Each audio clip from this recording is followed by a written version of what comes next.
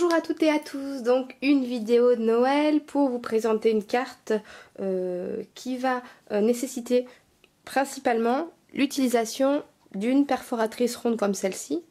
Alors à part si vous êtes vraiment patiente et que vous avez envie de découper tous les petits ronds à la main, vous avez tout mon respect. Sinon vous pouvez trouver ce genre de petites perfos qui sont très abordables. Vous voyez là c'est la marque Artemio, vous pouvez les toucher à moins de 5 € je pense, ce genre de perfos. Et c'est toujours très très utile.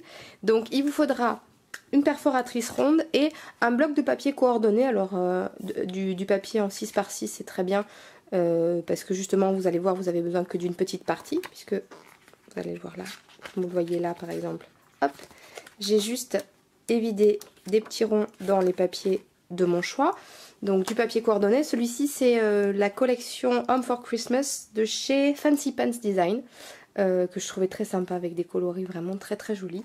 Donc j'ai réalisé à l'avance toute une série de petits ronds à l'aide de cette perforatrice dans les différents papiers que je viens de vous montrer. Voilà, et l'idée ça va être de venir réaliser une sorte de motif comme des écailles successives de papier sur une bande ici. Je viendrai inscrire mon message ensuite par là. Donc, je vais déjà mettre la base de carte à l'endroit. Donc pour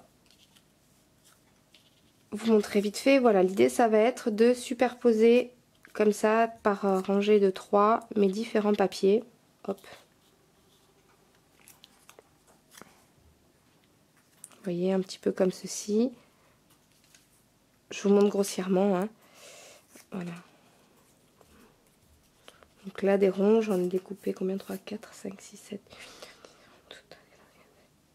J'en ai 19 là, donc voilà, une petite vingtaine, ça devrait suffire. Et je vais venir ensuite aligner en réalisant deux bordures avec du papier vert tout simple de chaque côté. Donc la première étape, ça va consister à mettre en place vos différents petits ronds, à les aligner comme bon vous semble sur cette partie de la carte. Donc moi ce que je vous conseille de faire, c'est de venir apposer de l'adhésif sur les zones que vous voulez recouvrir, voilà, plus ou moins, hop. C'est pour ça que les adhésifs en escargot sont bien pratiques. Et vous venez positionner vos différents ronds en prenant soin que ça dépasse en haut et en bas. On viendra égaliser ensuite.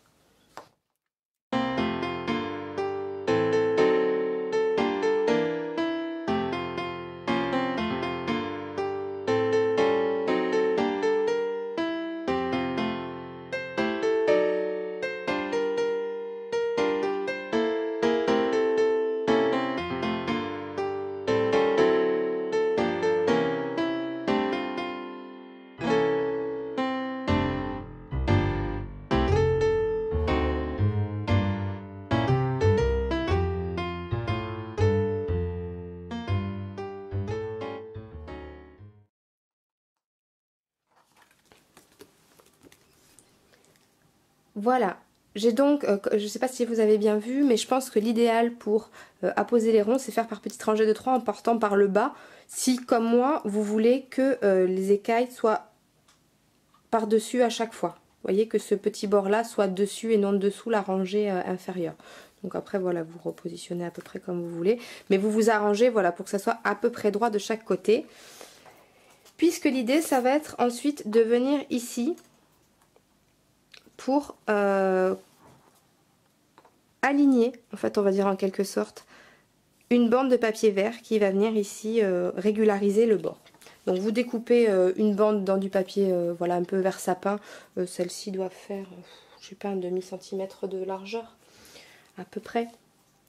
Donc vous faites ça et vous venez accoler de manière voilà à être sûr de voir que ça dépasse pas. Si jamais vous voyez qu'il y a un petit jour qui se fait ou quoi, hop, si comme moi vous utilisez de la colle repositionnable, ce que je vous conseillerais toujours de faire, hop, vous venez redécaler un tout petit peu le rond qui est un petit peu réfractaire, sachant que si jamais il y a un petit bout qui dépasse comme ici, en venant appuyer très légèrement avec un cutter, vous arriverez à évider la partie qui pose problème. Donc maintenant je vais encoller ma bande de papier. Hop. Ça va me permettre en plus de solidariser le tout, donc c'est très bien. Pour que ça se redécolle. Hop.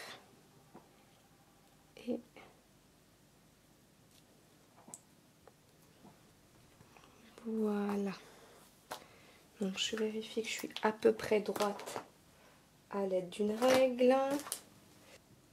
1,2. Voilà. Donc, si étant fait, je vais venir me débarrasser du petit bord ici qui pose problème. Alors je vous conseille pour le coup d'utiliser un cutter qui coupe bien avec une lame assez récente, parce que l'idée ça va être de ne pas appuyer trop pour ne pas non plus perforer la carte qui est en dessous.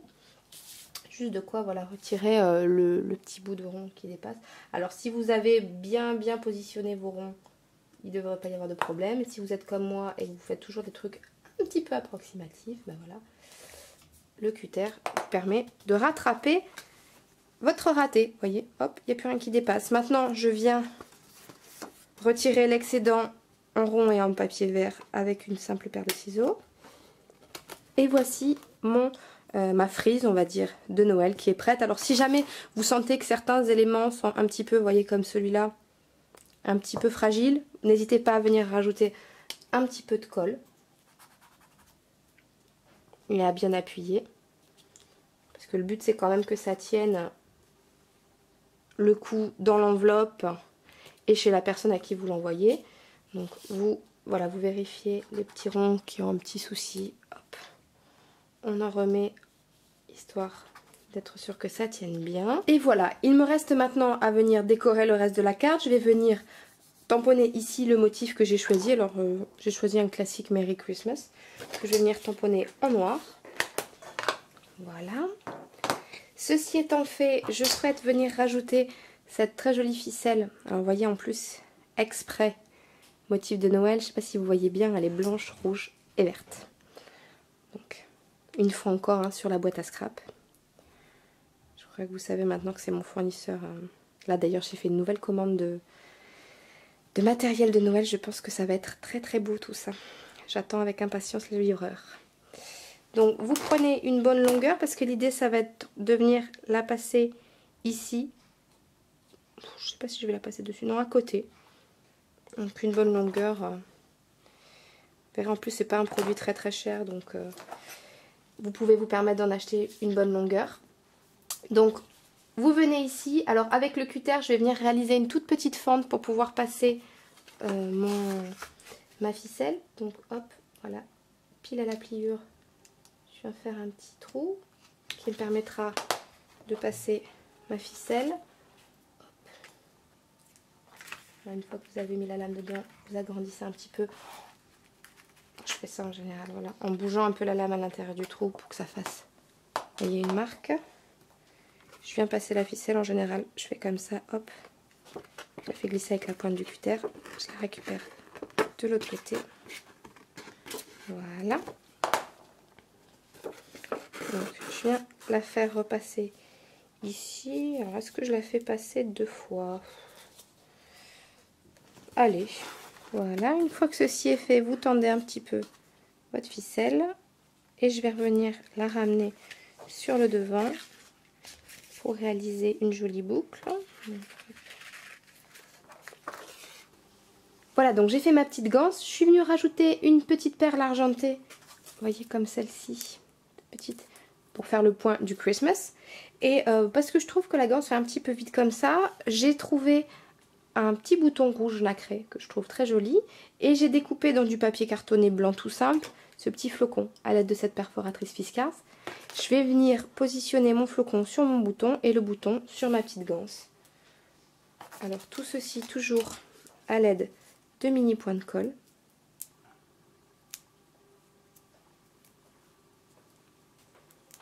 Là, voilà, sur ma petite ganse, je positionne mon bouton avec son flocon. Et pour rappeler le petit point qui est en bas sur mon message, je vais venir en mettre un également au centre du flocon. Hop. Voilà, j'ai donc terminé cette carte de Noël. J'espère qu'elle vous a plu. Comme vous avez pu voir, ça ne demande pas un matériel hyper complexe ni hyper cher, donc c'est plutôt pas mal.